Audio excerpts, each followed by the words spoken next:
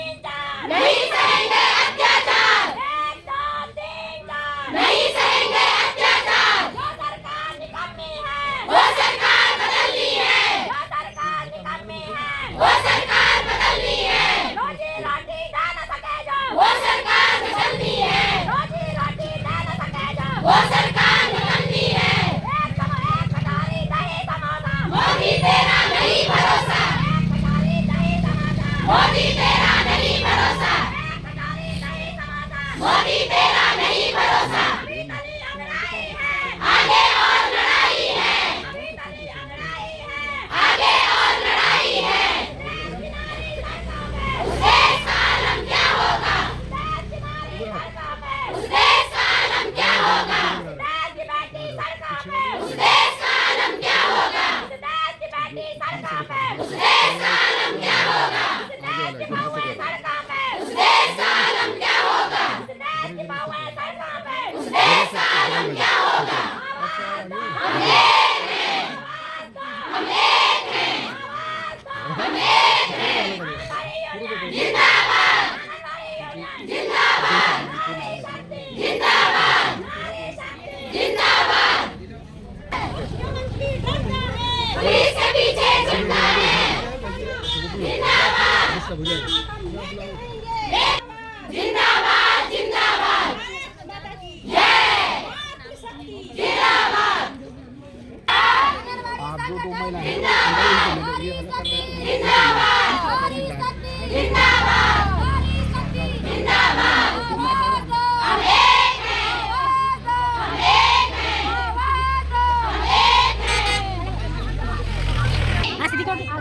पूरी करो, पूरी करो।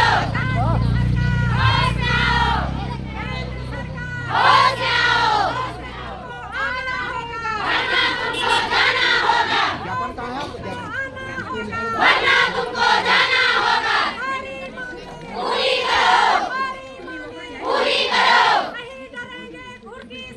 खींच लेंगे कुर्सी से, खींच लेंगे कुर्सी से। होश में आओ, होश में आओ, होश में आओ। जिंदाबाद, जिंदाबाद, जिंदाबाद, जिंदाबाद।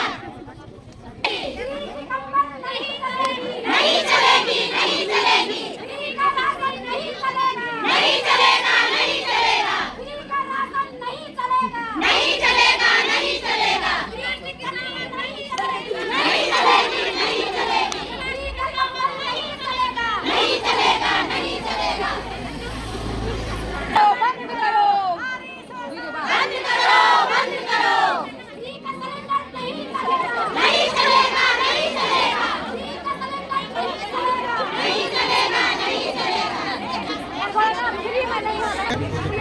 मेरा नाम कुमारी शोभा बिष्ट, मैं कंटिया ब्लॉक की ब्लॉक अध्यक्ष। आप लोगों के द्वारा ये आंदोलन किया जा रहा है, क्या कुछ मांगे आप लोगों की? हमारा न्यूनतम मांगे 18,000 हो। हम धरातल पे काम कर रहे हैं, सरकार की सभी चीज़ों का, सभी विभागों का हम काम कर रहे हैं। ये लोग का काम हम कर रहे हैं धरातल पे। हम 0 से और 60 साल तक सभी वर्ग के समाज सेवक हम काम कर रहे हैं, और हमको जो है न्यूनतम मजदूरी 18,000 भी नहीं मिल रही है। तो हमारी मांग है कि हमारी 18,000 मानदेय हो और हम राज्य कर्मचारी घोषित करें। और हमें सरकार, हम भी जिस प्रकार से स्कूल में बच्चों को भी छुट्टियाँ होती है, स्कूलों की सरकारी छुट्टी होती है, हमारी कोई छुट्टियाँ नहीं होती है। हमें बोलते हैं कि तुम्हारी कोई छुट्टियाँ नहीं है, हमारी भी ये सब छुट्टियाँ होनी चाहिए। हम चाहते हैं कि सरकार से कि हम भी, हमारे भी वो बच्चे हैं, उनको भी ठंड लगती है, उनको भी गर्म होता है, हमारे भी बाहर आते हैं, त्यौहार आते हैं, हमको भी सारी छुट्टियाँ चाहिए जितनी छुट्टियाँ हमारे स्कूल की मांगे पूरी नहीं होगी तो क्या करोगे? हमारी पूरी नहीं होंगी तो हम वोट नहीं देंगे सरकार को, हम सरकार बदल देंगे। मैडम, जो मांगे हैं आप लोगों की, अगर आपकी मांगे पूरी नहीं की जाती तो अगला स्टैंड क्या है? अगला स्टैंड है कि हम लोकसभा चुनाव में विरोध करेंगे, सब एक साथ होकर सब मतदान का विरोध करेंगे। यही हमारे पास चाह रहे हैं। इसलिए हम मतलब विभिन्न विभागों के, जैसे समाज कल्याण हो गया हमारे पास है, शिक्षा विभाग हमारे पास है, स्वास्थ्य विभाग हमारे पास है, और सभी मतलब जितने भी विभाग हैं ज़्यादातर हमें पकड़ा जाता है। जहाँ भी गाँव में सबसे पहले मुख्य मतलब जो भी विभाग हमें पकड़ता है, लेकिन सरकार हमारी मांगों पे कोई सुनवाई नहीं कर रही है। सरकार हमें एक मजदूर की मजदूरी के बराबर 600 रुपये मतलब दैनिक मतलब वेतन दिया जाए हमें, और सरकारी कर्मचारी घोषित किया जाए। 18,000 तक हमारा मानदेय बढ़ाया जाए, नहीं तो हम बिल्कुल लोकसभा चुनाव का विरोध करने जा रहे हैं। क्योंकि एक गांव में एक मतलब आंगनवाड़ी है, उसके साथ कितने लोग जुड़े होते हैं, शिक्षा विभाग से लेकर मतलब हर प्रत्येक घर का सदस्य हमारे साथ जुड़ा है।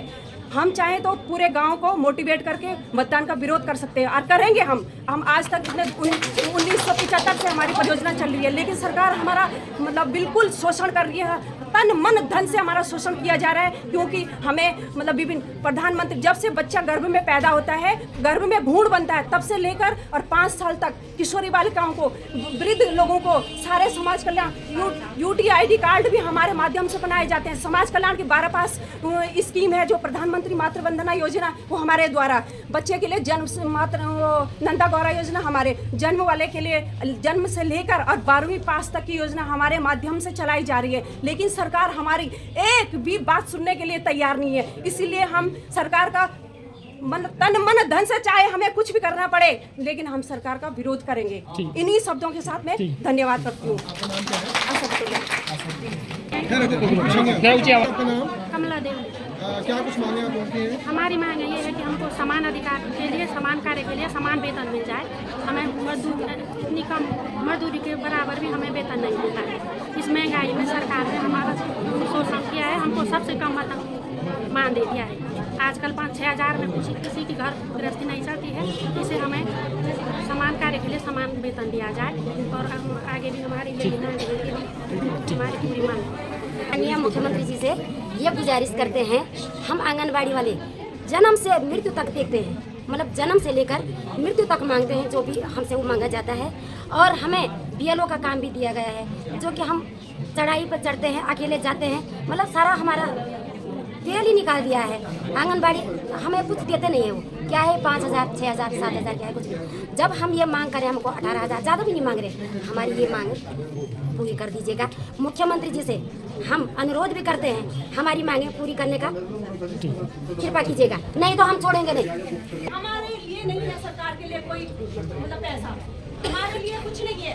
जो काम करता है, जो खाना बनाता है रसोई में, वो खाना नहीं खाता है, केवल बांटता है, वो उसका पेट नहीं है, वो भूखा रह जाता है।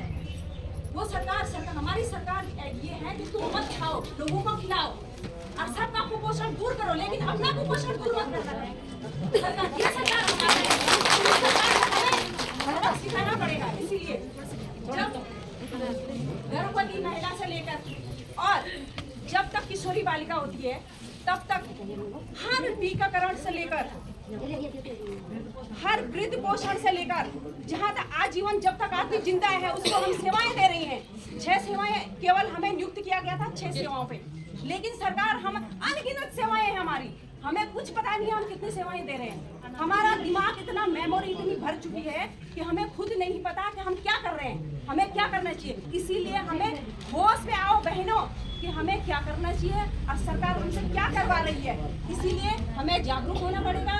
अब हम अपनी सेवाओं को नहीं गिनवा सकते, क्योंकि अनगिनत सेवाएं दे रहे हैं हम लोग। और सरकार का जो प्रधान भी फेल है, गांव में प्रधान नियुक्त होता है, गांव का प्रधान प्रथम नागरिक होता है प्रधान, लेकिन उस प्रधान के पूरे कार्यक्रम हमारे द्वारा चलाए जा रहे हैं सरकार, क्योंकि उनको एक बंधुआ मजदूर मिल गया है, बिना आवाज के, बिना पेट के। हम तो बिना रोबोट चल रहे हैं, हम लोग तो रोबोट है ना। रोबोट को भी क्या बिजली पे क्या क्या चार्ज किया जाता है, लेकिन हम बिना चार्ज के रोबोट हैं। इसलिए बहनों जागो, अपने अधिकारों के लिए जागो। हमारे भी बच्चे हैं, हमारा भी परिवार है, हमारी भी आवश्यकताएं हैं, हमारी भी खुशियां हैं, लेकिन सरकार ने हमारी खुशियों का हनन कर लिया है। इसलिए बहनों जागो, हम सरकार से ज्यादा नहीं मांग रहे हैं, हम केवल ये कह रहे हैं 600 जैसे एक मजदूर को मजदूरी दी जाती है, 600 रुपये हमें भी चाहिए। जैसे बाल प्लास योजनाएं चलाई सरकार ने, तो बाल प्लास योजनाओं में अंडे की पेटी लेके जा रहे हैं हम लोग। मजदूर भी हम ही हैं, किसान भी हम ही हैं, शिक्षक भी हम ही हैं, स्वीपर भी हम ही हैं। इसीलिए बहनों जागरूक होने की जरूरत है। पहचानो अपने अधिकारों को। ये सरकार तो इनको तो अच्छा रखा है। और चुनाव में हमारे एक परिवार से आशा हमारे गांव में है, हम हमारे कितने बच्चे पढ़ते हैं, हमारे आंगन इतनी सेवा, हर पुरुष, हर नागरिक, हर नारी से हम जुड़े हुए हैं, वो हमसे जुड़े हुए हैं। तो हम इसका एक अपने अधिकारों के लिए उनको बोल तो सकते हैं, नहीं तो लोकसभा का हम विरोध कर सकते हैं। बिल्कुल नहीं, इस सरकार को हमें बदलना ही है, बदलना ही है, ठीक है। इसीलिए अपने अधिकारों के लिए तो यहाँ पे मैं एक मांग पत्र यहाँ पे पढ़ने जा रही हूँ कि हमारी क्या क्या मांग है। तो बहनों, सेवा में माननीय मुख्यमंत्री जी उत्तराखंड सरकार देहरादून विषय न्यूनतम मानदेय रुपये 18,000 एवं मिनी केंद्र को उच्चीकरण कर पूर्ण केंद्र में उनके नियुक्त पत्र जारी करने के संबंध में महोदय, प्रदेश की समस्त आंगनबाड़ी मिनी आंगनबाड़ी विगत वर्षों से अपने मानदेय और उच्चीकृत के लिए बार बार सरकारों से गुहार लगा रही है। इस महंगाई में भरण पोषण मामूली से मानदेय पर होना संभव नहीं है, क्योंकि अधिकांश आंगनबाड़ी कार्यकर्ती एवं मिनी कार्यकर्ती सहायिकाओं का घर इसी मानदेय पर निर्भर है। जहां एक और कर्मचारियों, अधिकारियों तथा नेताओं के वेतन भत्ते समय समय पर बढ़ाए जाते हैं, वहीं जो महिलाएं धरातल पर कार्य कर रही हैं, सरकार की हर योजनाओं को धरातल तक पहुंचा रही है। आपसे निवेदन है कि आप हमारी समस्याओं का और मांगों को पूरा करने का प्रयास करें, जो इस प्रकार है। नंबर 1, मिनी आंगनबाड़ी को पूर्ण का दर्जा देकर उनकी नियुक्ति का आदेश चुनाव आचार संहिता से पहले जारी किया जाए। नंबर 2, दैनिक मजदूरी के आधार पर रुपये 600 प्रतिदिन के हिसाब से मानदेय रुपये 18,000 कर दिए जाए, ताकि हम अपना भरण पोषण सही से कर पाए। अतः महोदय से निवेदन है कि उपरोक्त संदर्भ में समस्याओं का समाधान करने का कष्ट करें। केवल 2 ही मांगे हैं हमारी, इसीलिए बहनों जागरूक हो जाओ। अभी तो हम सरकार को थोड़ा सचेत कर रहे हैं, उसके बाद झटका लगेगा तो पता चलेगा सरकार को। इन्हीं शब्दों के साथ धन्यवाद।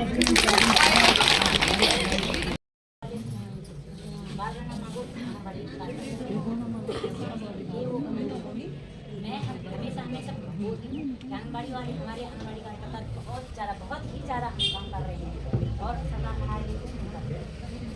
तो हमें क्या करना चाहिए? वोट का बहिष्कार करना चाहिए कि नहीं करना चाहिए? वोट का बहिष्कार करना चाहिए कि नहीं करना चाहिए? जब तक हमारी मांगे नहीं होगी तब तक हम बहिष्कार वोट नहीं देंगे। वोट देंगे,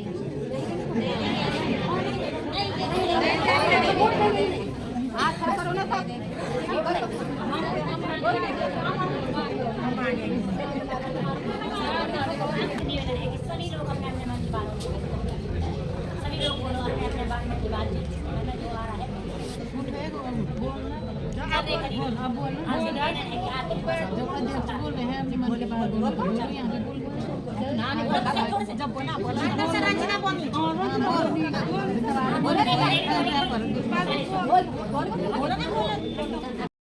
कि तुम बताओ हमारी जनगणना अपने जनगणना से हमारा मेल करवाओ। तो ये तो एक मुद्दा है कि हमारे पास जिसको बोलते हैं कि परत पे परत, परत पे परत, परत पे परत, वही है और बाकी कुछ नहीं है। और हमारा मेन मकसद ये है कि हमने अपनी मांग जिस तरह से हमसे काम करवाया जाता है, तो उस तरह से हमारा जो हम मानदेय भोगी है, तो वो उस हिसाब से हमें मानदेय भी नहीं मिलता है। 9,300 रुपये हमारे फुल सेंटर वालों के पास है, और उसके परिवार में अगर 5 सदस्य है तो अगर मिनिमम उसका खर्चा निकालते तो कितना पूरा करेगा वो? हमको एक गाय पालने का समय नहीं मिलता है। हम 24 घंटे, हम 6 घंटे से ड्यूटी ली जाती है एक्स्ट्रा, प्लस उसके साथ बीएलओ का काम, उसके बाद जनगणना का काम। ना हम किसी गौ खेत कर सकते हैं, ना हम एक गाय पाल सकते हैं। और हमारा तो कुल मिलाकर शोषण है, और ये आवाज़ हमें अपने सरकार तक पहुँचानी है कि कम से कम जब बोलते हैं कि नारी बचाओ, बेटी को बचाते हो तो इससे वही से रिलेटेड है कि आगे से नारी भी बचेगी। लेकिन जब बेटी बचाने के सोचते हो तुम, तो उसका नारी का शोषण तो मत करो।